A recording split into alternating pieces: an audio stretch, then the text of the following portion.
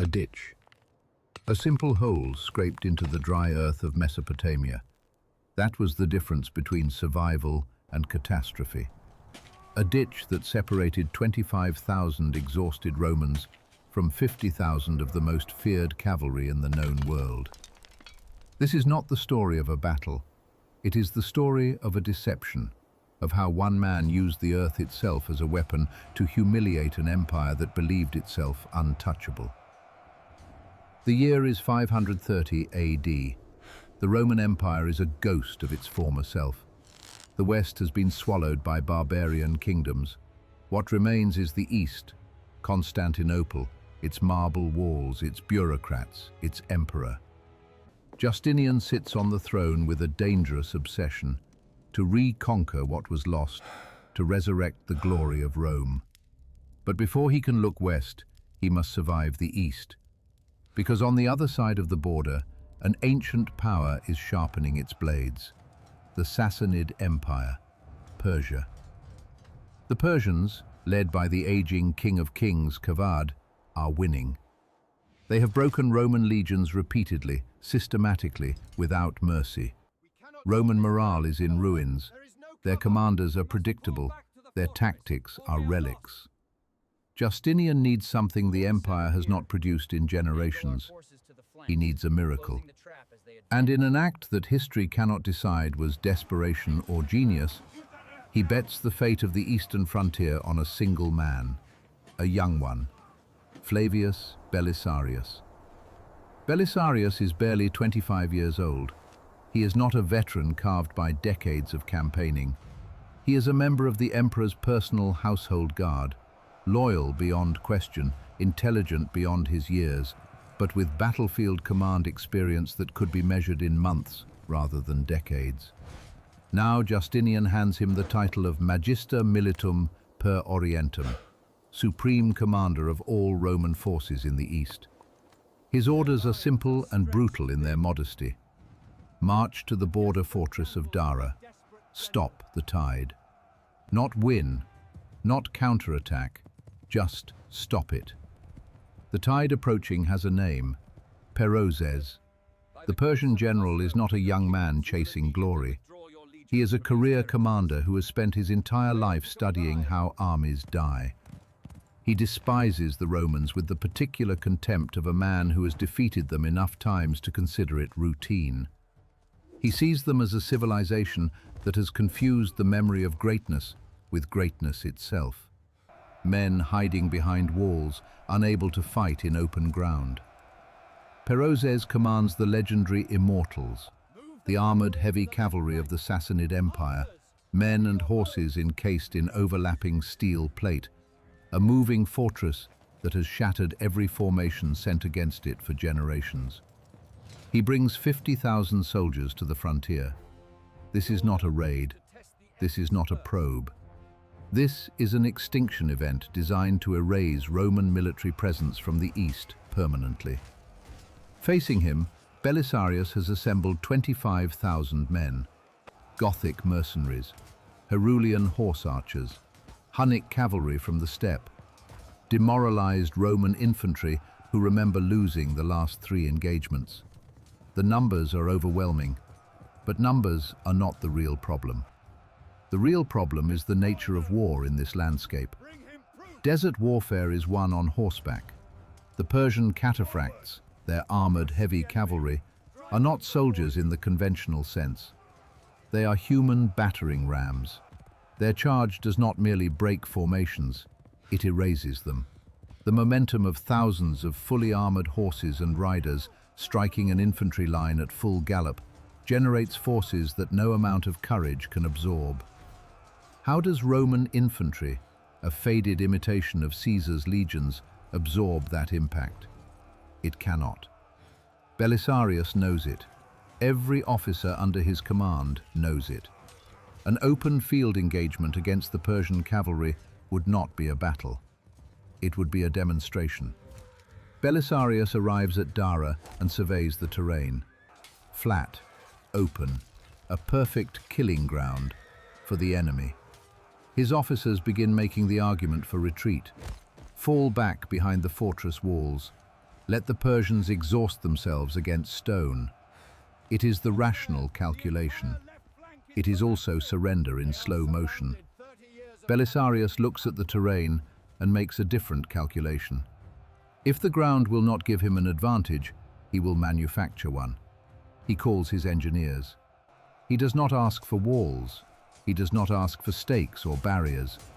He asks for something that strikes every man present as either brilliance or madness. He asks them to dig. For days, under a sun that treats shade as a luxury, the legionaries excavate in the dust and rock of the Mesopotamian plain. What emerges is not a simple trench. It is a psychological weapon disguised as dirt. The main ditch runs across the battlefield, but it has a deliberate gap in the center, an opening, obvious, inviting, apparently unfinished or poorly planned. On either side of that central gap, additional trenches extend inward at angles, like the arms of a crab ready to close. Positions his most lethal troops. Herulian positions his most lethal troops. Herulian horse archers, men who can fire composite bows with devastating accuracy while moving at full gallop. The plan, examined coldly, is not a defensive scheme. It is a trap. Belisarius is actively inviting the Persians to attack his center by making it appear weak and exposed. He is treating his enemy's arrogance as a tactical resource. He is planning to spend it. The Persian host arrives like weather. The horizon disappears behind their banners. The ground itself seems to protest under the weight of 50,000 soldiers and their equipment. When Perozes surveys the Roman position, he sees what Belisarius intended him to see: a ditch, a scratch in the earth, the grand defensive strategy of a young general who has never commanded an army of this size. He sends a messenger forward. The message is studied arrogance. Prepare my bath for this afternoon, not in my camp, in the city of Dara. He is demanding surrender. He is announcing that what follows will be administrative rather than military. Belisarius does not respond with words. He responds with silence. His men hold their positions. Perozes does not attack immediately. The first day becomes a war of nerves played out under a merciless sun.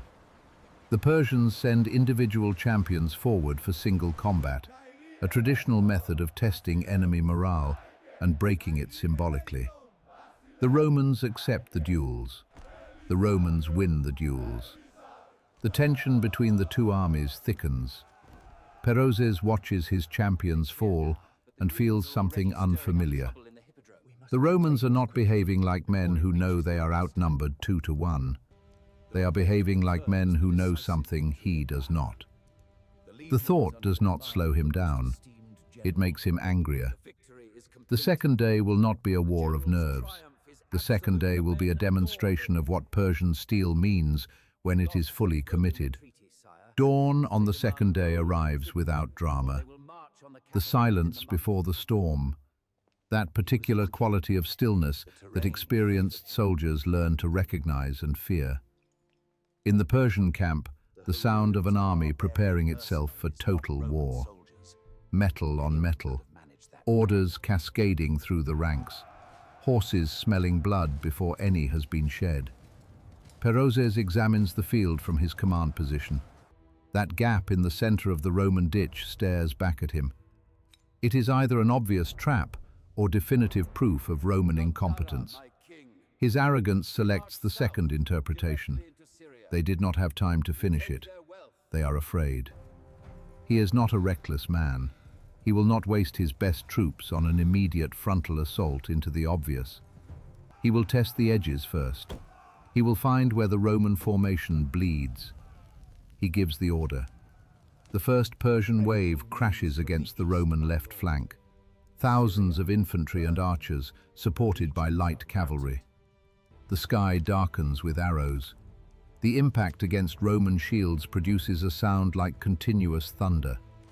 The Roman line bends under the pressure. Men fall. The formation compresses. If that flank collapses, Belisarius will be enveloped and the battle will be over before the Immortals have drawn their swords. Belisarius watches from his command position with a face that gives nothing away. His left flank is fighting for every meter of ground. Then he gives the signal, a gesture so subtle that men 20 meters away would miss it. From the far right end of the Roman line, 300 Herulian horsemen emerge from their concealed position. They do not charge toward the main engagement. They ride parallel to the Persian line, firing their composite bows with a speed and accuracy that seems mechanical rather than human. They are not trying to break the Persian attack. They are bait. Perozes sees 300 barbarians harassing the flank of his army, and something in him ignites. He orders an elite force, perhaps 3,000 of his best cavalry, to destroy them.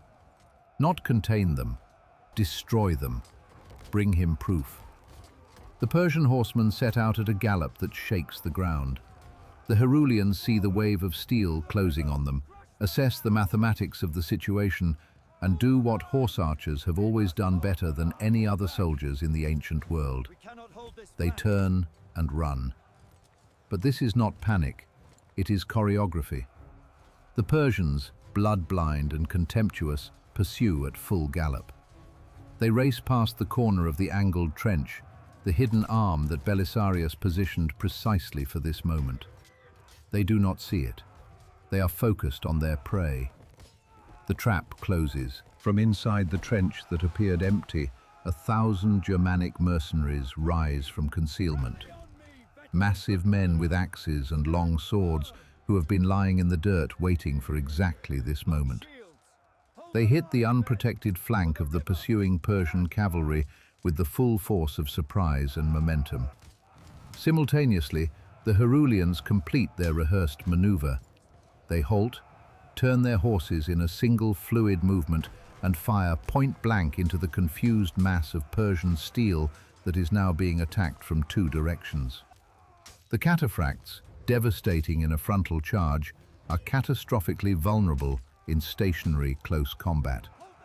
Their armor, which deflects projectiles at range, traps them when horses go down and pin their riders to the earth.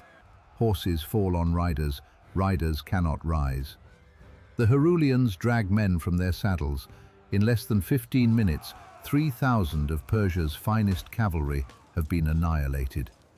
Perozes watches from his command position. His face moves through disbelief into something colder. This Roman boy has turned a pursuit into a slaughter using nothing but ground and timing.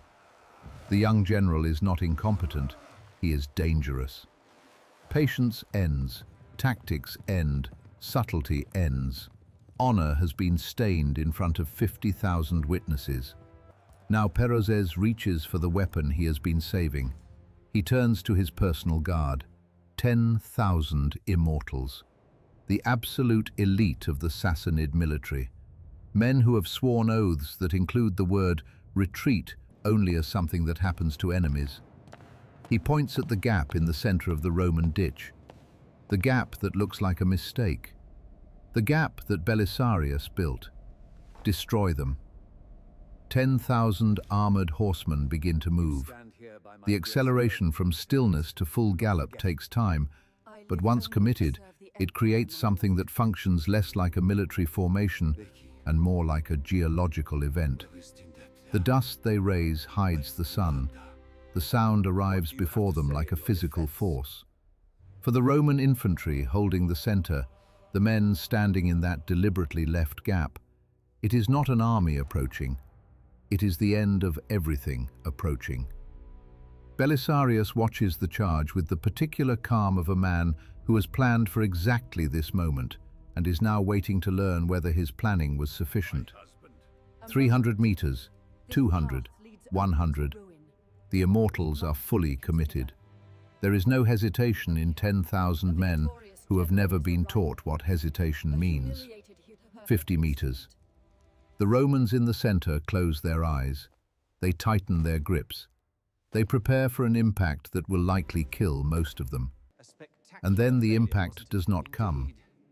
Because the Immortals, in their righteous fury, have done exactly what Belisarius needed them to do. They have channeled themselves. They have entered the corridor, the killing ground designed precisely to receive them. They believe they are breaking the Roman line. They do not understand that they have entered a room with no exit. At the exact moment the first wave of Persian steel crosses the threshold of the prepared ground, at the moment when momentum has made turning back physically impossible, Belisarius gives the signal. Not a horn, not a shout. The sound of thousands of men rising simultaneously from concealment on both sides of the corridor. From the inner walls of those angled trenches, the best Roman heavy infantry emerges. They are not in front of the charge, they are on its flanks, at point-blank range, and they do not wait. They deliver. Hell arrives from two directions at once. The Immortals, who expected to crush a trembling infantry wall, find themselves in a dead-end corridor, being systematically destroyed from both sides.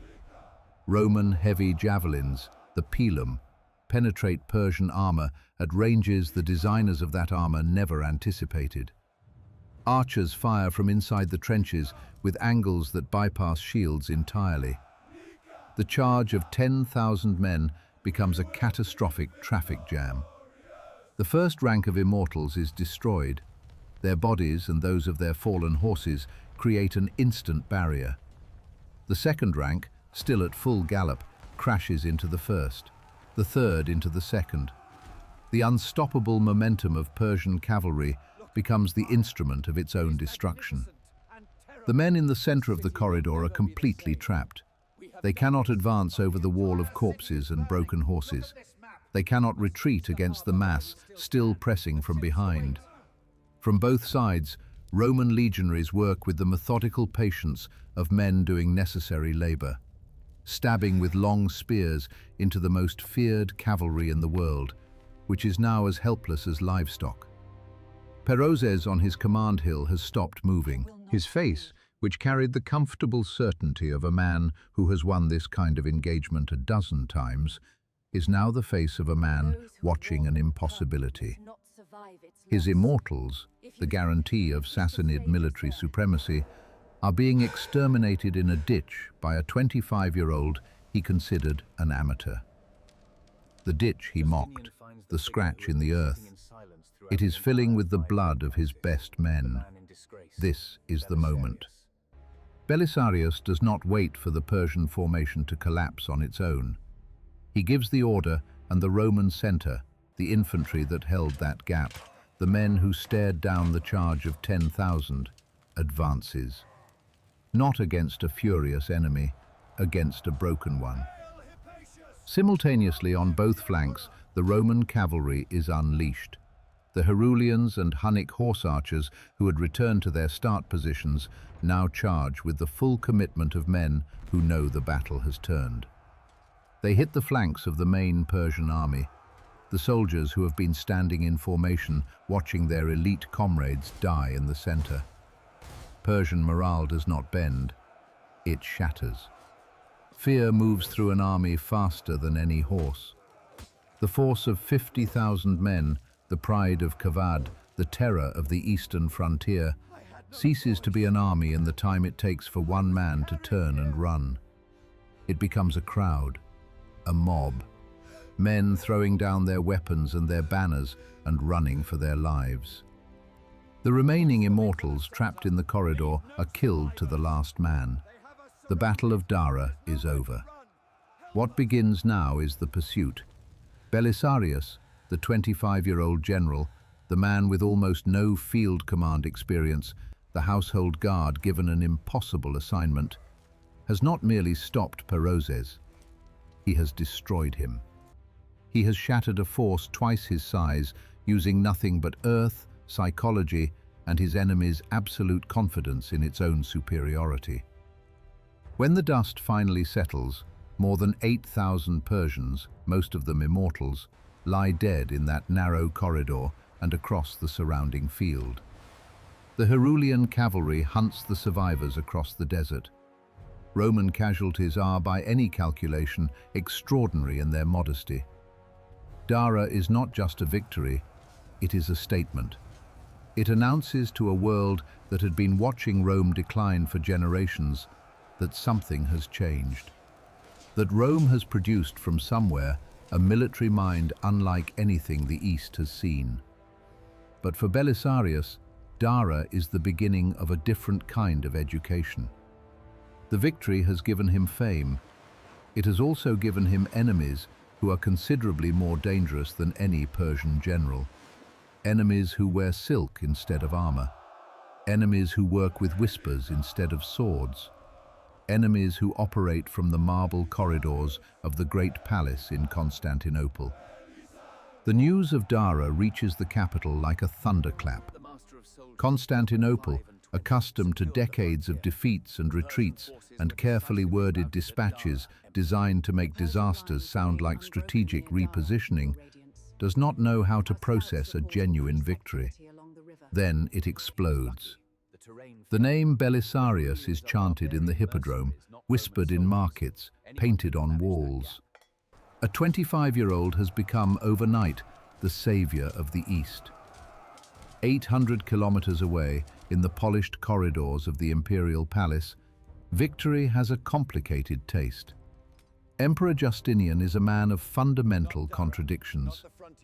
He is a visionary who dreams of restoring Rome to its Augustan boundaries. He is also a paranoid who trusts almost no one and sleeps with the consciousness of a man who took power through violence and knows it can be taken the same way. A general who becomes too popular, a general whom the crowds love more demonstrably than they love their emperor, is not an asset. He is a problem stated in human form. And beside Justinian sits the woman who is, by every honest assessment, the more dangerous of the two, the Empress Theodora. She has traveled the distance from circus bearkeeper's daughter to co-ruler of the Roman world through a combination of intelligence, ruthlessness, and the ability to read people with the accuracy of a physician reading symptoms. Theodora does not see Belisarius as a hero. She sees him as a tool, and tools that become too prominent, that acquire their own weight, their own following, their own legend, require careful management. At court, the generals Belisarius left behind when he marched east begin their work. It is patient work, the kind of work that requires no physical courage, just proximity to power and the willingness to use it. He was lucky. They say it over expensive wine at palace dinners. The terrain favored him. The Persians underestimated the ground. The Herulians are barbarian mercenaries, not Roman soldiers. Anyone could have managed that. The boy thinks he is Caesar.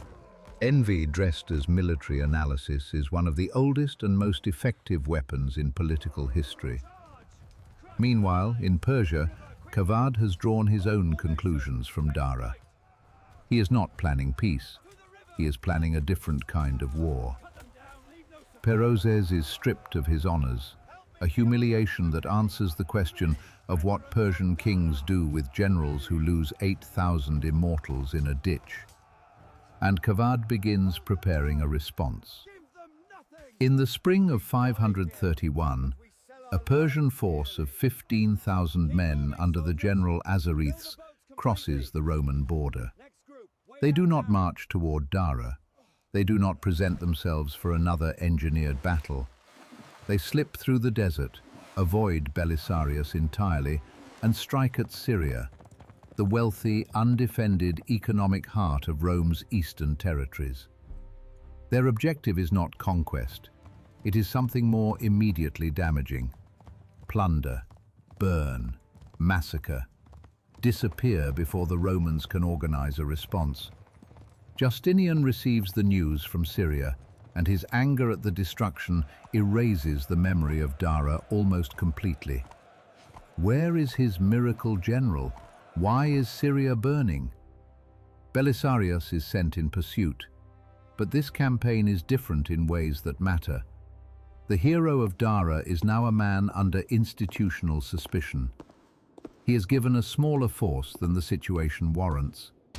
Supplies are managed with a deliberate inefficiency that experienced administrators recognize as intentional. And, most critically, he is not given sole command. The palace sends advisors, other generals, men whose actual mission is not to help Belisarius succeed, but to ensure that when success comes, it is distributed appropriately. Men like Hermogenes, who carries a rank that entitles him to opinions about tactical decisions while bearing none of the responsibility for their consequences. The campaign becomes an education in how politics kills soldiers. Azareth's is fast. His cavalry lives in the saddle. Belisarius is forced into a grinding pursuit through the Syrian desert under a summer sun that turns armor into cooking vessels. His infantry, carrying equipment designed for set-piece battles rather than desert chases, are approaching their limits. Finally, near the city of Callinicum, on the banks of the Euphrates, the Romans corner the Persian force. The river is at the Persian rear. The mathematics seem favorable. Belisarius's tactical instinct, the same instinct that built the trap at Dara, screams the obvious calculation. His men are exhausted, dehydrated. The Persians are fresh and in a strong defensive position. Wait. Blockade. Let thirst and hunger do the work that tired soldiers cannot. Victory without a battle is still victory, but Belisarius is no longer operating in a pure military environment. He is operating in a political one. The other generals see glory within reach and want to claim it before Belisarius does. What are we waiting for? The murmuring begins. They are trapped. Attack now. A soldier, maddened by thirst, takes the word coward from the political vocabulary and puts it next to Belisarius's name. The insubordination spreads. His own commanders confront him directly. Fight, or we take command from you. Belisarius is trapped not by Persians, but by the institution he serves. And in a moment that history records as a human failure rather than a tactical one, in a moment of accumulated pressure, humiliation, and the particular fury of a man who knows he is right and cannot make anyone listen, he breaks.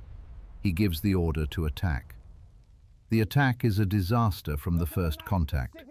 It is not the disciplined advance of a Roman army. It is the furious, dehydrated, pride-driven lunge of men who should be resting. The midday Syrian sun treats them with the indifference of a geological force.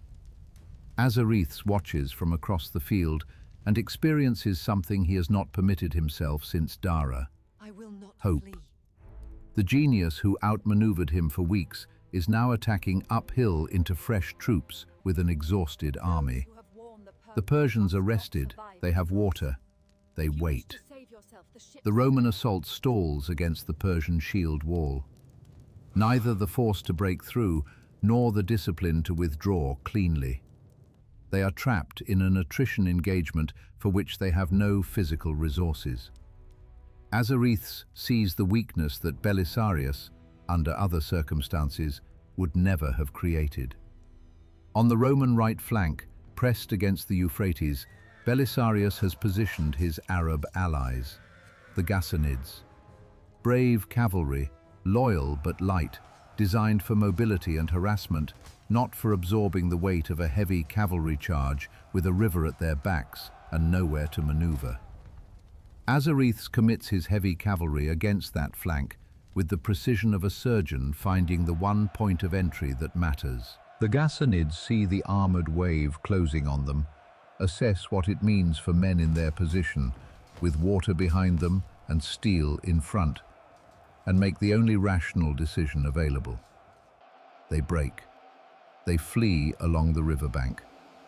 The Roman right flank simply ceases to exist.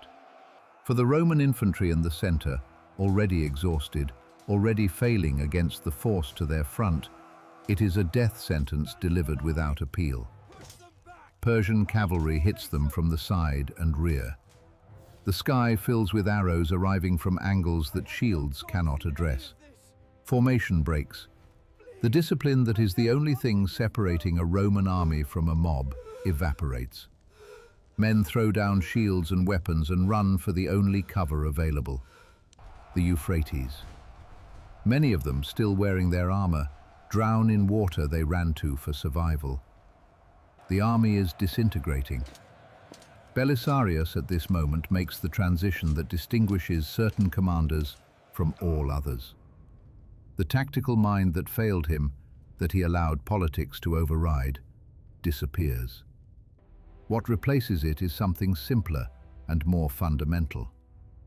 He rides into the collapse. He gathers his personal guard, the veterans of Dara, the Herulian mercenaries who have not broken. He forms them into a circle with their backs to the river, a wall of shields in the middle of a rout. To me, he rides through the chaos, shouting it. Men who are running stop. Something in the voice, the same voice that commanded at Dara, the voice of the man who destroyed the Immortals with a ditch, pulls them back from the animal mathematics of individual survival. What follows is not a battle. It is a last stand conducted by a man purchasing his own redemption with someone else's blood. Belisarius dismounts. He stands in the front rank of his circle. His sword rises and falls with the mechanical consistency of a man who has decided that if this is the end will cost something. For hours, as the sun tracks across the sky and the battlefield around them becomes a landscape of Roman dead, that small circle holds. The Persians charge it repeatedly. They cannot break it. Azareths, who has won everything else there is to win today, decides the cost of destroying that last knot of resistance is not worth paying. As darkness falls, Belisarius loads the survivors into fishing boats. He crosses the Euphrates in the dark, not as a general returning from a victory, as a fugitive returning from a catastrophe. He has lost his army. He has lost his reputation. He has lost the battle that Dara, in the minds of his enemies at court, had barely earned him the right to fight. The return journey to Constantinople measures its distance, not in kilometers, but in the weight of what awaits at the end of it. Every day of travel is another day of knowing what is coming. The emperor's anger, the empress's calculations, the polished testimonies of the men who forced his hand at Callinicum and will now describe themselves as the voices of reason he ignored. He arrives in the capital to silence. No crowds, no laurels. The cold professionalism of palace guards who have learned not to display recognition for men whose status is uncertain. He is summoned immediately. The throne room of the great palace is a masterpiece of psychological engineering. The mosaics underfoot, the columns reaching toward the ceiling. The particular quality of silence in a large room that has been arranged to make one person feel small. Justinian is on the throne. He does not look up when Belisarius enters. The emperor's face, when he finally raises it, is a mask of controlled fury, the kind that has been carefully managed for days because the holder of it knows that premature expression would be a waste. Beside him, Theodora watches the entering general with dark eyes that display no anger at all, only attention. The total attention of a woman who processes people as strategic problems. The other generals, the men who forced the attack at Callinicum, the men who will have arrived days earlier and spent those days constructing their account of events, have already delivered their testimony. Their version is a work of careful craft. They speak of Belisarius's indecision, of his failure to control his own troops, of how the real commanders tried to impose order while the celebrated general retreated into paralysis. They lie with the fluency of men who have been practicing it their entire careers. Belisarius stands on the mosaic floor and understands the geometry of his situation with the same clarity he brought to the terrain at Dara. There is no defensive position available to him. Any defense he offers is an attack on Justinian's judgment. The emperor chose the advisors who betrayed him. Any accusation against those advisors is an accusation against the man who sent them. He is not facing a military engagement. He is facing a political one. And in political engagements, the man who built a trap at Dara has no tools. What do you have to say? Justinian's voice contains oceans of suppressed thunder. Belisarius looks at the floor and makes the only move that does not accelerate his destruction. He kneels. He offers nothing, no defense, no explanation, no counter-accusation. Total submission. Not because he believes he was wrong, but because he understands that in this room, being right is irrelevant. Justinian rises. His face has moved past contained fury into something that looks like decision. He is ready to end this, strip him of everything, exile, confiscation, possibly execution. It is the logical conclusion of the political process that began when the first whispers about Dara being luck reached the palace dining rooms. And then Theodora raises one hand, a single hand, adorned with emeralds, and the emperor of the Roman world stops. The empress leans forward slightly.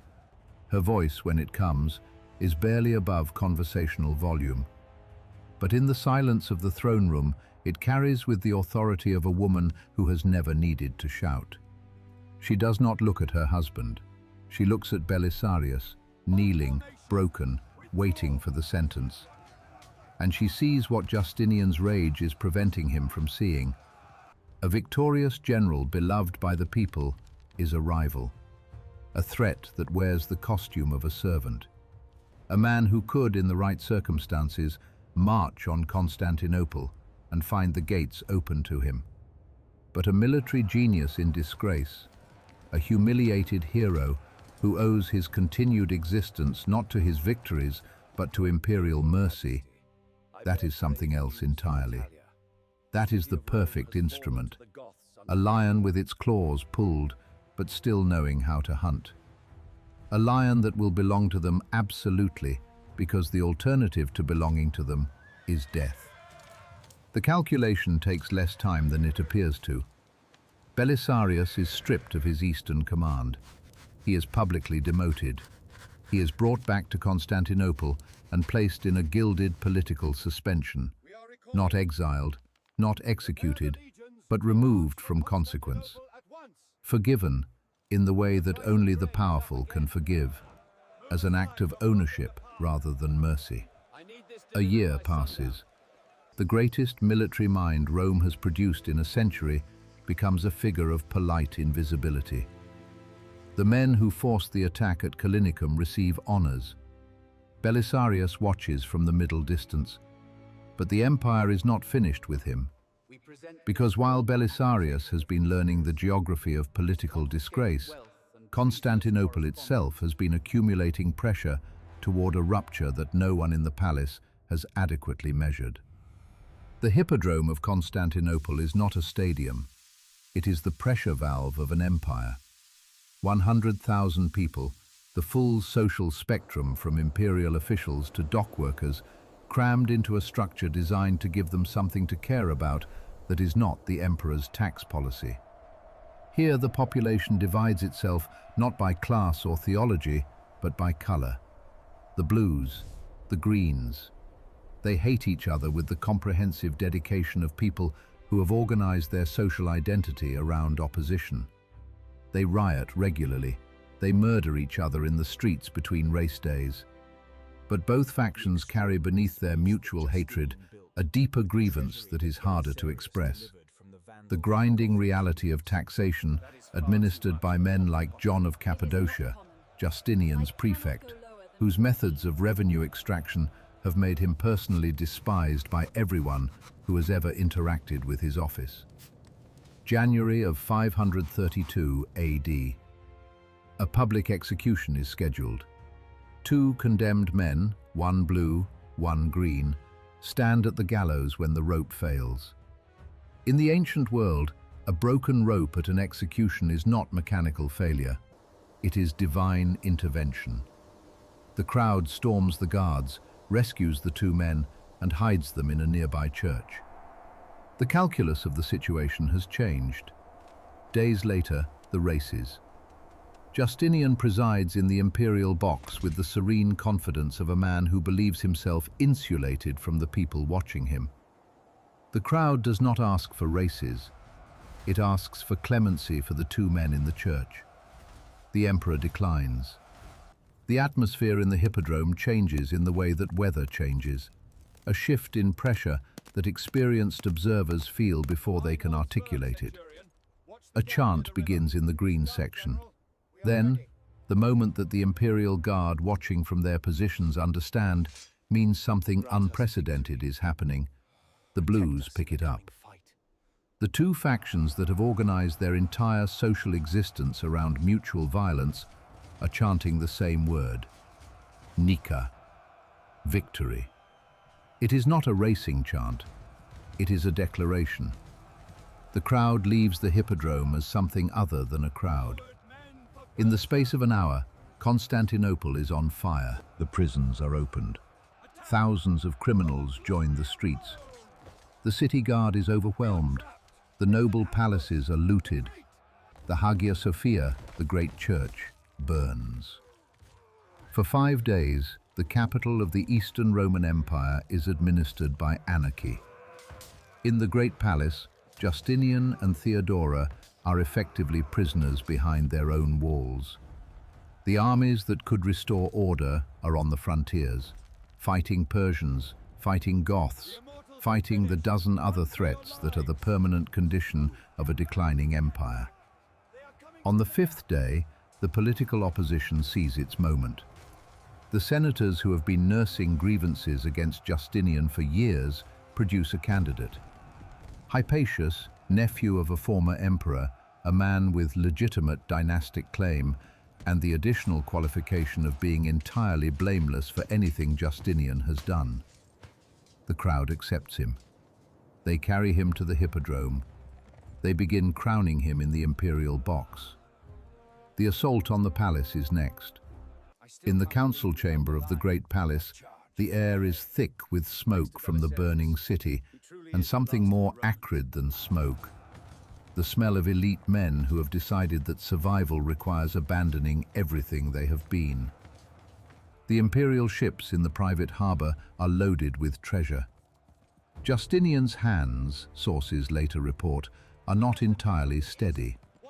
He gives the order. They will evacuate. They will regroup. The empire is lost for now. Better to preserve the emperor than lose both. His generals agree. His ministers begin their final preparations. It is, by every rational calculation, the correct decision. And then, Theodora stands. The daughter of the circus bear-keeper. The woman who came from a world where survival was not guaranteed and comfort was not assumed, and the distance between alive and dead was the width of a bad decision. She looks around the room at the men preparing to run, and she speaks with the voice of someone who has decided that certain things are simply not negotiable. I will not flee. She says it without drama, without performance, without the raised voice of someone who needs volume to convey certainty. Those who have worn the purple must not survive its loss. She looks at her husband. If you wish to save yourself, the ships are there. The gold is there. The sea is there. Then the words that will outlast the empire itself. As for me, I stay. The ancient saying is worth remembering. Purple makes a noble shroud. The silence that follows is total. Justinian looks at his wife, and something realigns in him. He will not flee. If he dies tonight, he dies as emperor. He rises. He looks around the room, and his eyes find the figure who has been sitting in silence throughout the entire crisis. The ghost of the palace, the man in disgrace, Belisarius. Justinian has almost no military resources inside the city. What he has is the personal guard of Belisarius, the Herulian mercenaries who followed their general from the Persian frontier and have not abandoned him despite his political demotion. Perhaps 300 men. He has another general, Mundus, with a small contingent of barbarian soldiers, perhaps 3,000 total. Their mission, as Justinian frames it with the directness of a man who no longer has time for diplomatic language, is to enter the hippodrome, where 100,000 people are crowning a new emperor, and restore order. Belisarius does not hesitate, not because he is motivated by love for the emperor who humiliated him. He is motivated by the calculation of a man who has been waiting for the one move available to him. This is not politics. This is the kind of problem he knows how to solve. He leaves the council chamber and gathers his men. His Herulians, enormous men from the northern forests who have been with him since Dara, who understand nothing about Byzantine court politics and everything about the language of steel, form up without questions. Mundus takes his contingent to the Gate of the Dead on the far side of the hippodrome. Belisarius takes his men to the main entrance. He stops for a moment before the bronze doors. The sound coming through them is physical. The particular roar of 100,000 people who believe they have won. He gives the signal. The doors open. The Herulians enter. And the hippodrome, mid-coronation, drunk on its own momentum, falls silent for one heartbeat of absolute disbelief. 100,000 faces turn. They see Belisarius. They see 300 men with drawn swords standing in formation with the particular stillness of soldiers who have done this before. The silence breaks into something that is not cheering. What follows is not a battle in any sense that the word is usually used. Belisarius does not offer terms. He does not call for surrender. Theodora's instruction was clear, and he carries it out with the methodical efficiency of a man completing a task. The Herulians advance in shield formation. The crowd, which has no exits that are not covered, compresses against itself. The mathematics of the space do the work. Tens of thousands of people cannot move quickly in a structure designed to hold them still. The white marble floors of the hippodrome absorb what they absorb. Hypatius, the man who never wanted to be emperor, who was carried to the throne by people who needed a symbol, is dragged from the imperial box and placed at Belisarius's feet. He weeps. He explains correctly that he had no choice in any of this. Belisarius looks at him with the face of a man who understands that having no choice is not the same as having no consequence. When darkness falls over Constantinople, the Nika rebellion is finished. The numbers historians produce vary: 30,000, 40,000, 50,000 dead. Whatever the true figure, the hippodrome is silent. The city that was burning is now something quieter and more permanent than burned. It is afraid. Belisarius leaves the stadium covered in evidence of what has been done. He is not the hero of Dara. He is not the failure of Callinicum. He is something new and more useful to the people who hold power in Constantinople. He is the man who, when the empire needed a specific terrible thing done in a specific place, did it without hesitation and without visible regret. He has murdered his own popularity. The people who once chanted his name in the hippodrome are dead in the hippodrome. The debt is paid. The instrument has proven itself. And Justinian, looking at what Belisarius has delivered, understands that the man in disgrace is the most valuable military asset he possesses. Because Dara proved he could defeat a superior enemy with inferior numbers. Callinicum proved he could survive political destruction. The hippodrome proved he could execute the impossible when properly motivated. The dream of restoring Rome to its Augustan boundaries, the reconquest of Africa from the Vandals, of Italy from the Ostrogoths, of everything the West had lost, requires exactly this kind of man. A general who wins. A general who has been broken enough to be trusted. A general who owes his life twice over to the people giving him his orders. Justinian looks west. The order comes. Belisarius will sail for Africa. This was only the beginning.